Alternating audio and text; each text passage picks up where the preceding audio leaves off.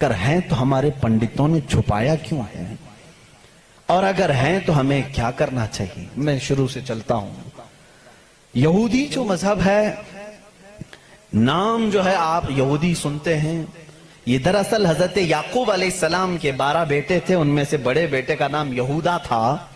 याकूब अलैहिस्सलाम नबी हैं अल्लाह के, जिनका नाम इब्रानी जुबान में इस्राइल है, इसराइल। उनके बेटों को बनी इसराइल कहते हैं। वो 12 बेटे थे याकूब अलैहिस्सलाम के, उन्हीं में से एक बड़े बेटे यहूदा थे, या बीच में कोई एक बेटे का नाम यहूदा था। उसी नाम से जो भी बनी इसराइल होता उसे यहूदी कहा जाने लगा। यहूदी एक कौम का नाम हो गया। वो अब उसको इंग्लिश में ज्यूज कहते हैं। आज ज्यूज ये दुनिया की शरीर कौम है, बड़ी शरीर कौम है। पहले ये लोगों ने नबियों का कत्ल किया है। इनके बारे में क्योंकि मैं वही बातें कर रहा हूं जो कुरान कह रहा है। अगर आप कहेंगे बहुत कट्टरपंथी हो जाएगी तो फिर कुरान को भी बंद करना पड़ेगा।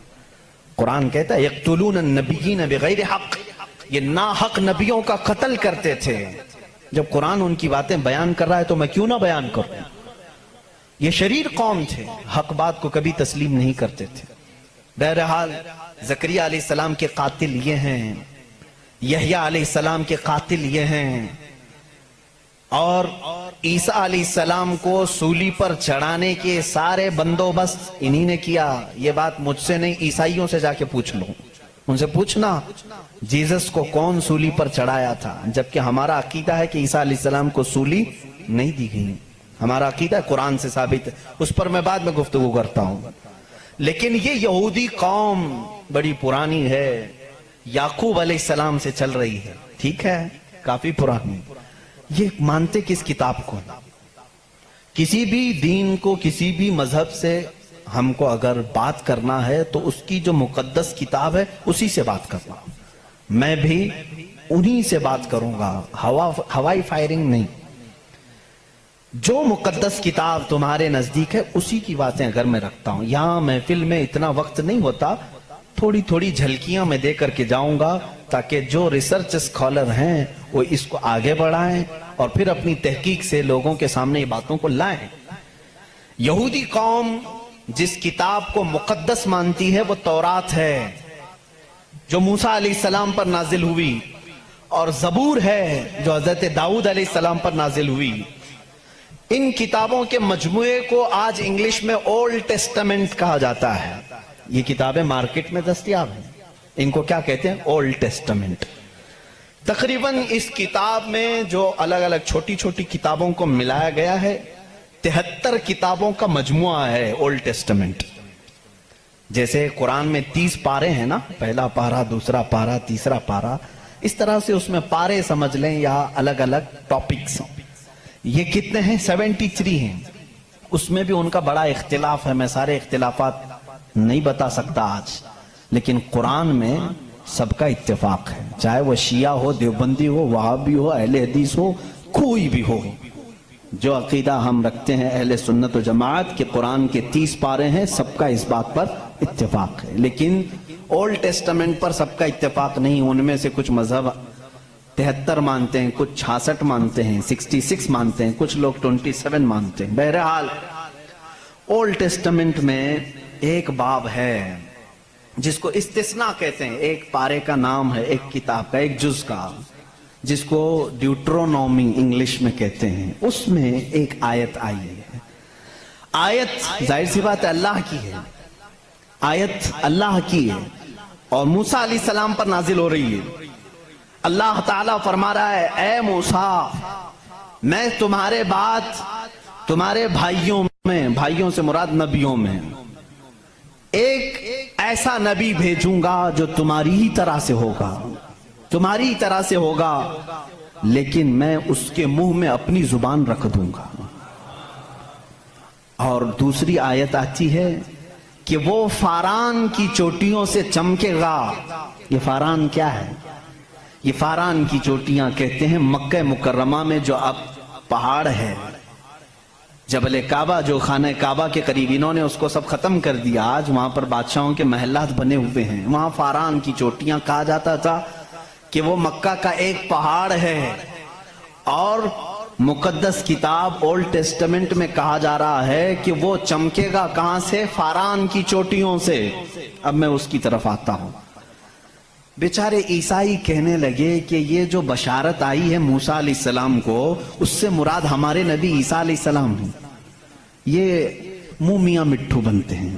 اس طور پر اللہ نے کیا فرمایا؟ اے موسیٰ میں تمہاری ہی طرح ایک رسول بھیجوں گا۔ تمہاری ہی طرح سے مراد کیا ہے؟ عیسیٰ علیہ السلام موسیٰ علیہ السلام کی طرح بالکل نہیں تھے، کیونکہ موسیٰ علیہ السلام کی ماں بھی تھے، باپ بھی تھے۔ عیسیٰ علیہ السلام کی صرف ماں ہے اور باپ نہیں ہے۔ اگر ماں اور باپ والا کوئی رسول ہے تو وہ محمد عربی صلی اللہ علیہ وسلم، میرے آقا کی ماں بھی ہیں باپ بھی ہیں۔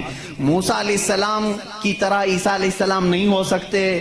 یہ میں کرسچن سے کہہ رہا ہوں، عیسائیوں سے کہہ رہا ہوں، جو یہ کہتے ہیں کہ موسیٰ کی بشارت میں ہمارے نبی کا ذکر آیا ہے۔ میں کہہ رہا ہوں نہیں، اس لیے کہ موسیٰ علیہ السلام کی شادی بھی ہوئی تھی، بچے بھی ہوئے تھے۔ عیسیٰ علیہ السلام کی شادی بھی نہیں ہوئی، بچے بھی نہیں ہوئے۔ وہ 33 سال کی عمر میں آسمانوں پر اٹھا لیے گئے۔ لیکن اگر موسیٰ علیہ السلام کی طرح شادی اور بچے والا کوئی رسول ہے، وہ محمد عربی صلی اللہ علیہ وسلم۔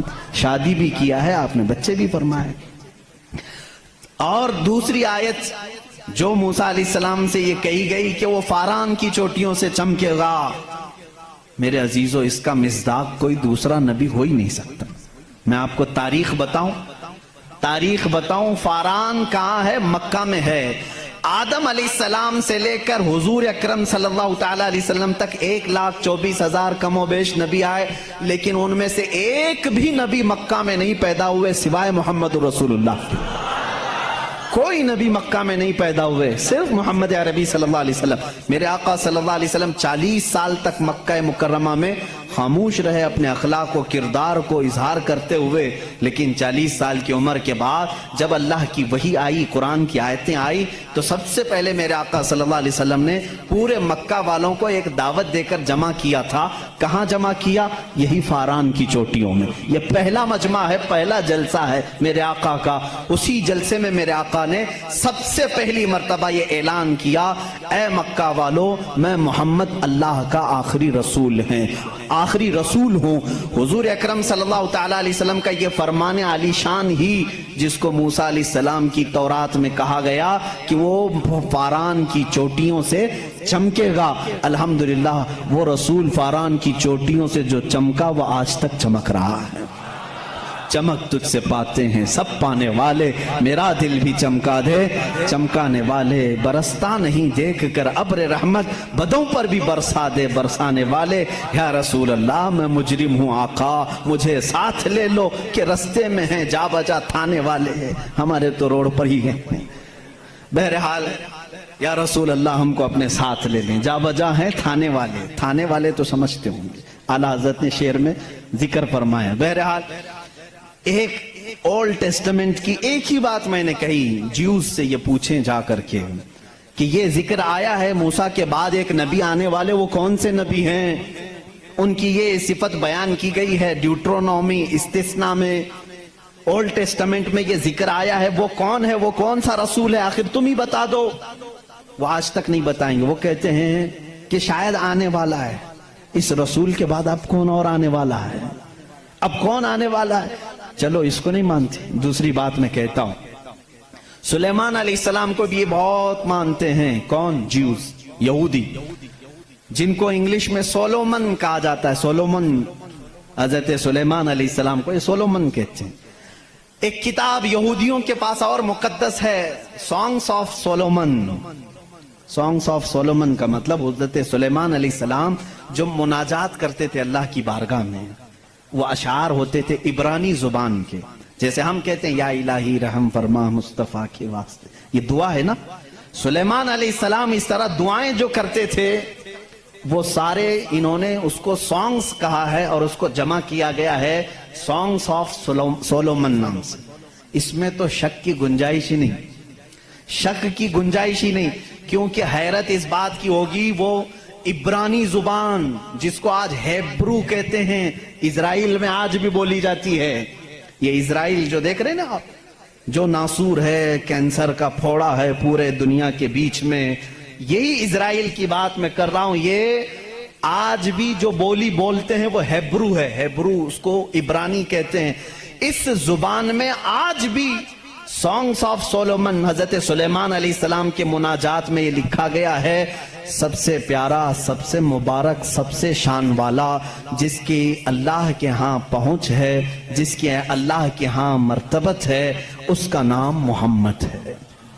ये कौन कहता था? सुलेमान अलैहिस्सलाम। और नाम लफ्ज मोहम्मद आज भी मौजूद है इब्रानी जुबान में, आज भी लफ्ज मोहम्मद, और उसके साथ लफ्ज इम आया। इम कहते हैं बड़ा मोहतरम शख्स जिसकी सारे लोग इज्जत करें, सुलेमान अलैहिस्सलाम कहते हैं वो इम है, इम है।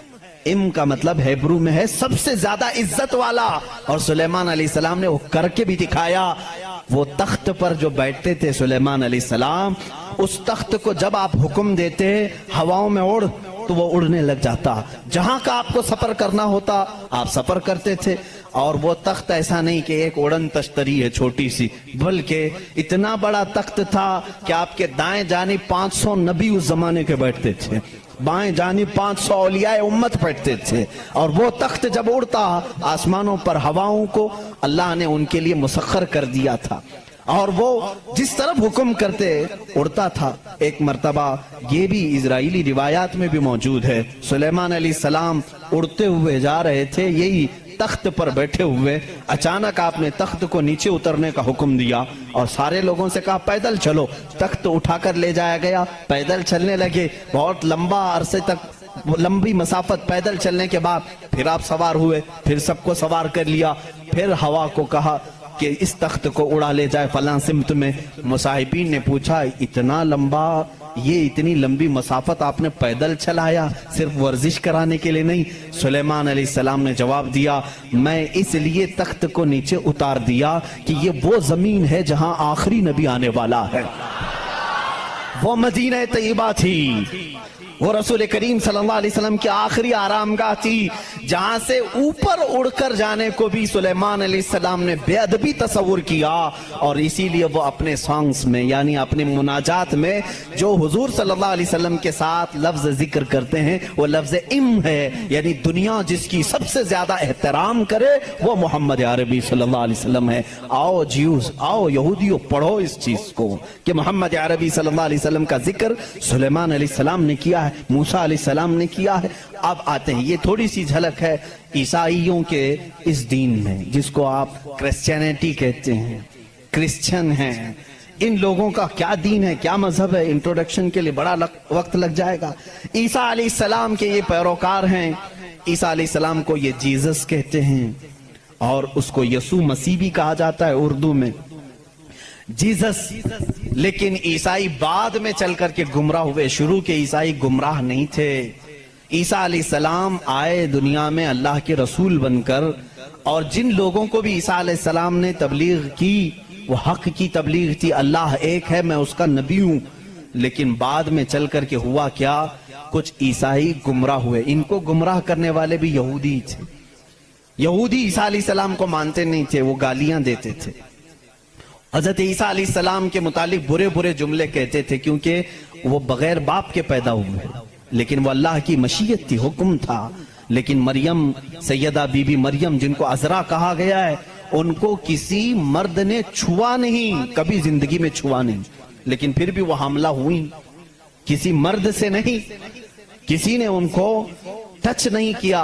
अल्लाह रब्बुल इज्जत ने जिब्राइल अलैहिस्सलाम को सिर्फ हुक्म दिया, फूंक मारो। जिब्राइल अलैहिस्सलाम ने फूंक दिया और वह हमला हुआ। इसीलिए ईसा अलैहिस्सलाम को रूहुल्लाह कहा जाता है, रूहुल्लाह कहा जाता है, वह अल्लाह की निशानी है।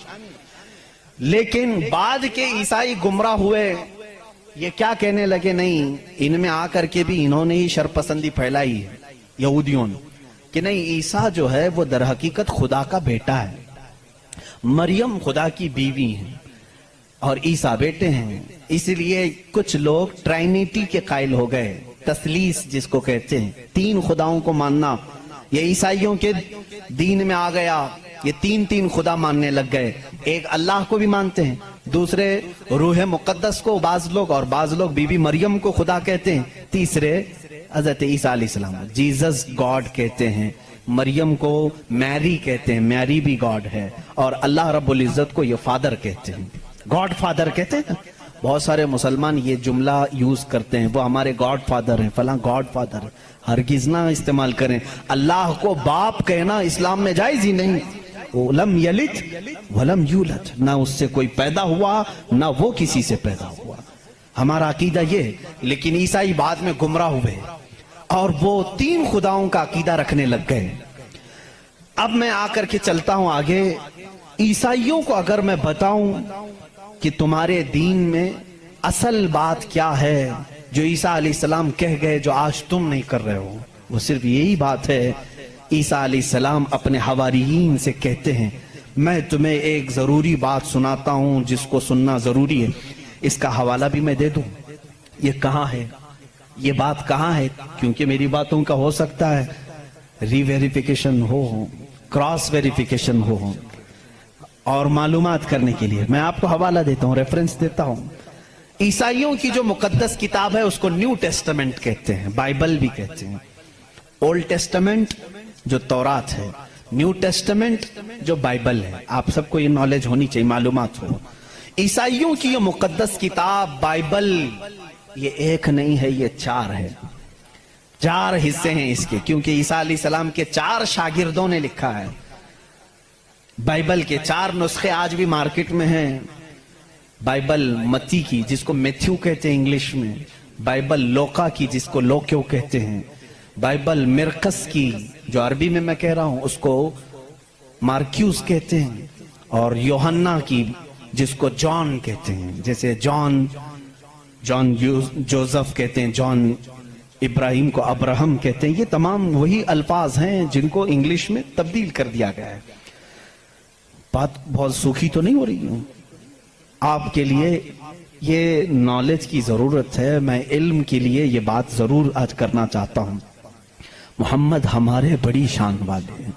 میرے آقا صلی اللہ تعالیٰ علیہ وسلم کا تذکرہ آخر اللہ تعالیٰ پرانی کتابوں میں کیسے نہیں کرے گا؟ وہی اول ہیں, وہی آخر ہیں. تو اول ہمیشہ سے اس کا وجود دنیا میں رہے گا ہی رہے گا.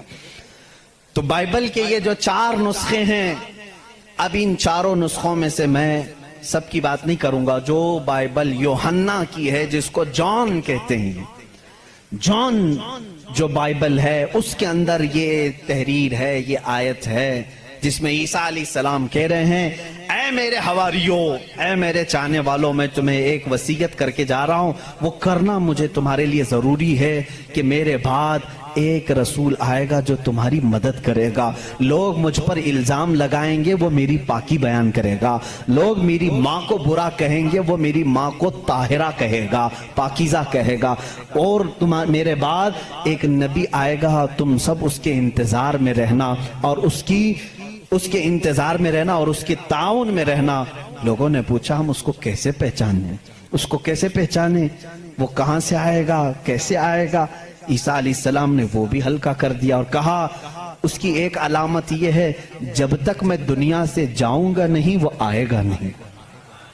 جب تک میں دنیا سے جاؤں گا نہیں وہ آئے گا نہیں. پوچھا کیوں؟ کہا اس لیے کہ اس کے زمانے میں دوسرا کوئی نبی ہوگا ہی نہیں, کیونکہ وہ خاتم النبیین.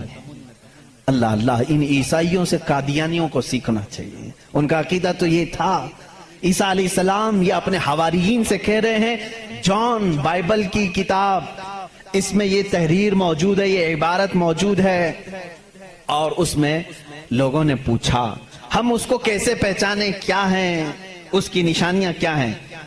تو ایک یونانی ورڈ ہے, آج بھی بائبل میں ہے, پیریکلیٹوس نام سے, انگلش میں اس کو پیریکلیٹوس کہتے ہیں. یہ لفظ آج بھی کتابوں میں موجود ہے, آج بھی ہے. اور ان ظالموں نے اس کا ترجمہ الگ الگ کیا. عیسیٰ علیہ السلام نے کہا تھا کہ وہ پیریکلیٹوس ہوگا, تم اس کو پہچانو گے.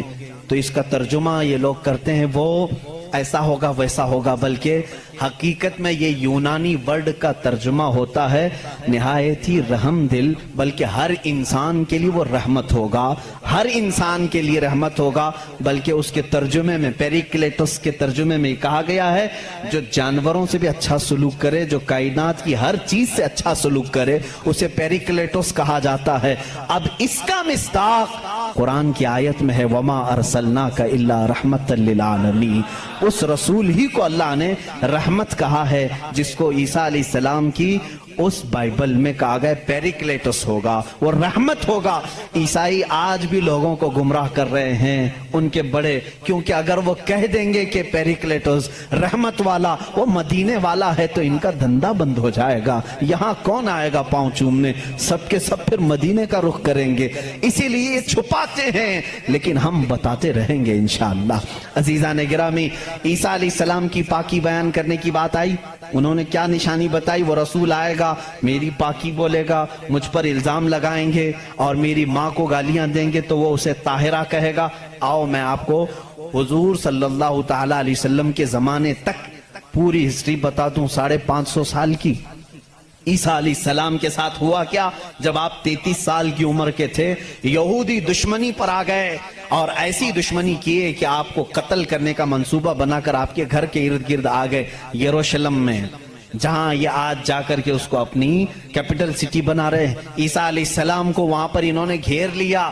رات کے وقت عیسیٰ علیہ السلام اکیلے تھے اپنے گھر میں، اپنے شاگردوں کو جو جو تعلیم دینی تھی سب دے کر کے بھیج دیا، اور حضرت عیسیٰ علیہ السلام نے کہہ بھی دیا تھا اب میں تم سے ملاقات نہیں کروں گا، کیونکہ انہیں بھی پتا تھا کہ اب کیا ہونے والا ہے۔ رات کے وقت یہودی گھر کے اطراف جمع ہیں، اس کے بعد ایک یہودی کو انہوں نے بھیجا کہ جا اندر دیکھ کر کیا عیسیٰ ہے کہ نہیں ہے۔ وہ اندر گیا، میرے رب کی حکمت دیکھیں، اللہ تعالیٰ نے عیسیٰ علیہ السلام کو اسی وقت آسمانوں پر اٹھا لیا، اور جو اندر آیا تھا اس کو عیسیٰ علیہ السلام کی شکل دی تھی۔ جو ڈھونڈنے آیا تھا عیسیٰ علیہ السلام کی آدھی شکل، چہرے سے لے کر یا پیٹ تک کی شکل اس کو اللہ نے دے دی۔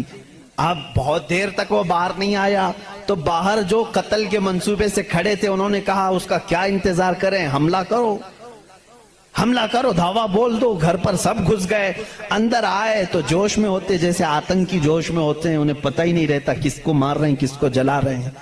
یہ اندر آئے، دیکھا پلنگ پر عیسیٰ کی شکل ہے علیہ السلام، اس کو پکڑا اور قید کر کے لائے، اسے مارا اور لا کر کے سولی پر چڑھا دیا، اس کو پھانسی دے دی۔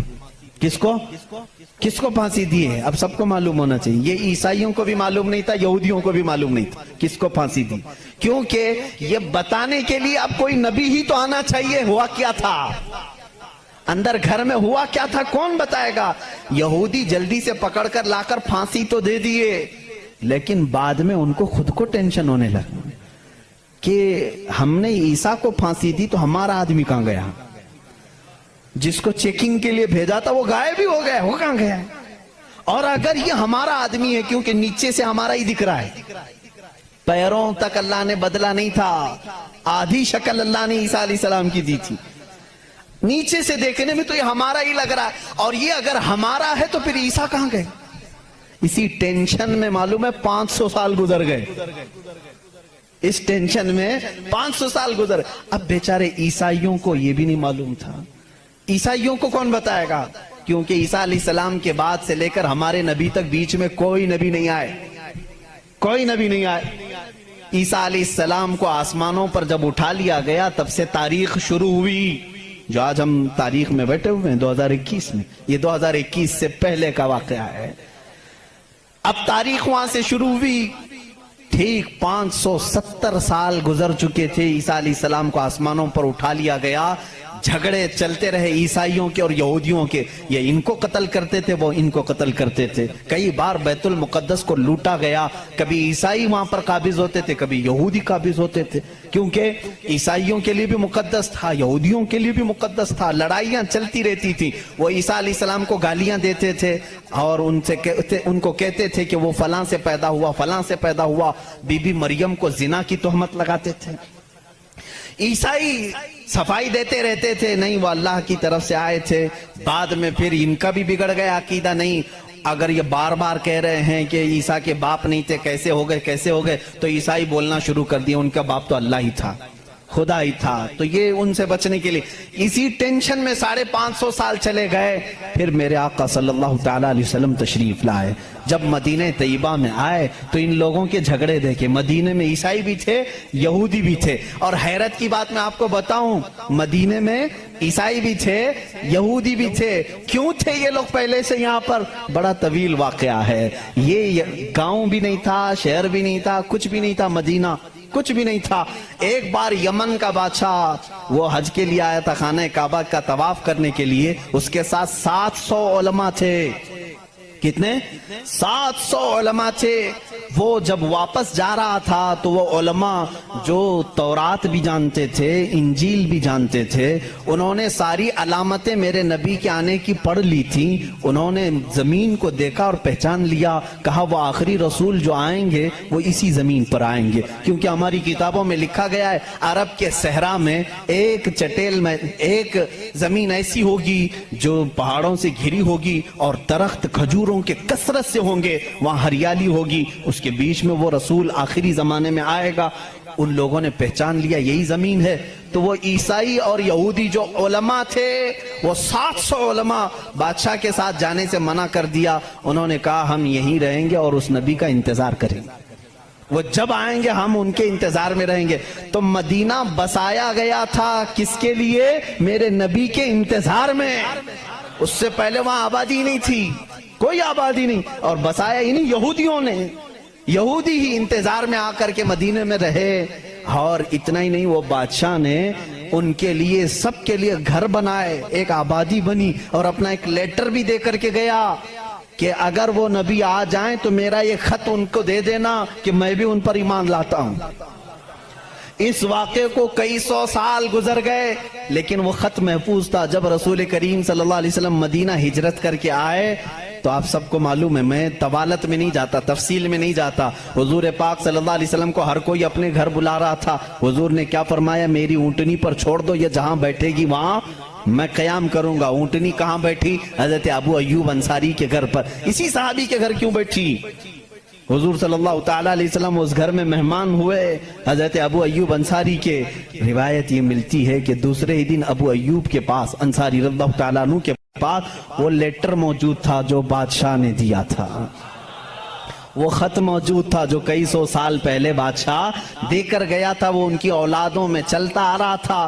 اور وہ حضرت ایوب علیہ السلام، ابو ایوب انصاری رضی اللہ تعالیٰ عنہ کے تک پہنچا اور وہ حضور صلی اللہ تعالیٰ علیہ وسلم کی خدمت میں پہنچا. میرے عزیزو، ان عیسائیوں نے اور یہودیوں نے مدینہ بھی بسایا میرے نبی کے انتظار میں، لیکن جب وہ رسول حقیقت میں آ گئے تو انہوں نے کیا کیا؟ ایمان لانے سے انکار کر دیا. نہیں مانے، کیونکہ اس وقت دھندا زوروں پر تھا. لوگوں کو جو بیوقوف بنانے کا دھندا ہے وہ بابا گیری میں بہت زیادہ تھے. عیسائی بھی اور یہودی بھی لوگوں کو پاگل بنانا، ان سے پیسے ایٹھنا، یہ کاموں میں مصروف تھے. اگر وہ نبی کی طرف لوگوں کو کہہ دیں یہی آخری رسول ہے، یہاں کیسے چلے گا پھر کام؟ اس لیے وہ انکار کر گئے. اب میں آپ کو بتاتا ہوں عیسیٰ علیہ السلام نے جو کہا تھا حواریین سے، وہ رسول آئے گا، میری پاکی بولے گا اور بی بی مریم کو طاہرہ کہے گا جب لوگ ان پر الزامات لگا رہے ہوں گے.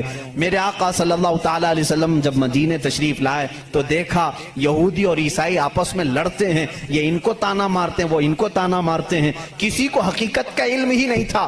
آخر ان کو سولی دی گئی یا قتل کیا گیا، کیا ہوا کسی کو نہیں معلوم تھا. پہلی مرتبہ میرے آقا صلی اللہ علیہ وسلم پر قرآن کی آیت آئی. اللہ رب العزت نے فرمایا بر رفعہ اللہ الیہ. یہ لوگ آپس میں جھگڑتے ہیں، ان کو یہودی کہتے ہیں ہم نے سولی پر چڑھا دیا، پھانسی دے دی. عیسائی کہتے ہیں نہیں، وہ غائب ہو گئے ہیں، آئیں گے. اے نبی آپ فرما دیں، نہ عیسائی صحیح کہہ رہے ہیں نہ یہودی صحیح کہہ رہے ہیں، بلکہ اللہ نے عیسیٰ کو آسمانوں پر اٹھایا ہے. میرے آقا صلی اللہ علیہ وسلم نے سب سے پہلی مرتبہ یہ بیان کیا اور پھر یہودیوں سے کہا اے یہودیوں، تم ہرگز بی بی مریم کی طرف انگلی نہ اٹھانا، اس لیے کہ وہ بطول ہیں، وہ عذرا ہیں، انہیں کسی بشر نے چھوا تک نہیں. عیسیٰ علیہ السلام جو پیدا ہوئے وہ اللہ کی نشانی ہے. اب مجھے بتاؤ، عیسائیوں کے اوپر 500 سال سے یہ غلاظت ڈال رہے تھے. کون؟ یہودی 500 سال سے گالیاں دے رہے تھے. ان عیسائیوں کو احسان ماننا چاہیے میرے رسول پاک کا. میرے رسول کریم صلی اللہ تعالی علیہ وسلم نے سیدنا عیسیٰ علیہ السلام کی طہارت بیان کی کہ وہ اللہ کے بیٹے نہیں ہیں, وہ پاکیزہ ہیں, وہ اللہ کی مخلوق ہیں. اور دوسری طہارت بیان کی سیدہ بی بی مریم کی کہ وہ پاکیزہ ہے, طاہرہ ہے, بطول ہے, عذرا ہے. اب عیسائیوں کو یہ تسلیم کرنا چاہیے کہ ہم کو یہودیوں کے ان الزامات سے اگر کسی نے بچایا ہے تو وہ محمد رسول اللہ ہے. عیسائیوں کی کتاب میں یہ ساری چیزیں موجود ہیں میرے عزیزو. اب یہاں پر بات بہت زیادہ ہے, میں آپ کو مختصر لے کر کے جا رہا ہوں. دنیا کے جو بڑے مذاہب ہیں, جو بڑے ریلیجین ہیں, ان میں سے یہودی بھی ہیں, عیسائی بھی ہیں. تیسرے نمبر پر اگر میں بدھ مت کا ذکر کروں, بدھا جس کو گوتم بدھ کہتے ہیں, اس دین کا بانی, اس دین کا فاؤنڈر, اس دین کا موجد گوتم بدھ. اس کی تعلیمات, اس کی کتابیں آج بھی موجود ہیں. کتابیں جو دساتیر کہلاتی ہیں, گوتم بدھ کی کتابوں میں اخلاق زیادہ سکھائے گئے ہیں, تصوف زیادہ سکھائے گئے, دنیا سے کنارہ کشی زیادہ سکھائی گئی ہے. جیسے آج بھی گوتم بدھ کے ماننے والے یہ کہتے ہیں. عیسائیوں میں جس طرح فرقے ہوئے, اسی طرح بدھ مت میں بھی فرقے ہوئے. اس میں سے جیسے کچھ ننگے رہنے والے, کچھ لوگ کپڑے پہننے والے, کچھ پوری دنیا کو چھوڑنے والے, کچھ دنیا میں سے تھوڑا چکھنے والے, سب طرح کے ہوئے. لیکن گوتم بدھ کی جو تعلیمات تھی وہ دنیا سے کنارہ کشی کے لیے تھی. گوتم بدھ دنیا کا ایک بڑا اس زمانے میں پیروکار جس کے رہے ہوں ایسا شخص تھا. اب اس کی ایک کتاب جو اس کے ایک شاگرد نے لکھی ہے, اس کی تعلیمات کو جمع کیا ہے, جس کو کہتے ہیں چکاوت